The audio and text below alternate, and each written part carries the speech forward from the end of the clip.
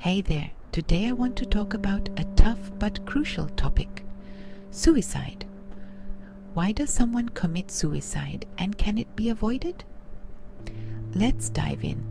First, it's essential to understand that suicide is rarely about a single cause.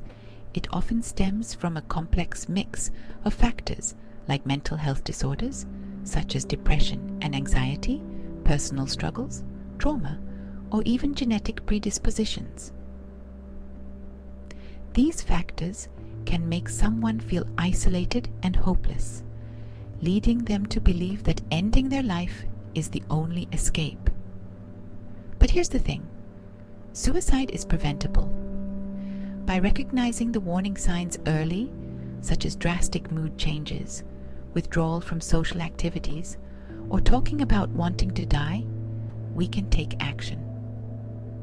One of the most effective ways to prevent suicide is to foster open, non-judgmental conversations. If someone opens up to you about suicidal thoughts, listen without interrupting. Show empathy and understanding.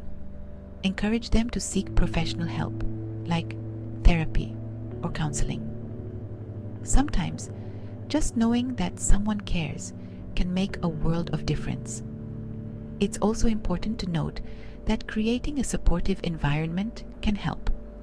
This means promoting mental health awareness in schools, workplaces, and communities. Encouraging people to talk about their feelings without stigma can break down barriers and offer hope. Remember, it's okay to seek help for yourself too. Self-care and mental well-being are vital. Whether it's through therapy, support groups, or simply talking to a friend, taking that step is crucial. So, to wrap it up, understanding the causes of suicide is the first step in preventing it. Awareness, open conversations, and professional help can save lives.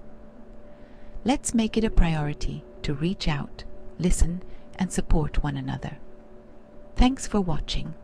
Stay safe and take care of each other.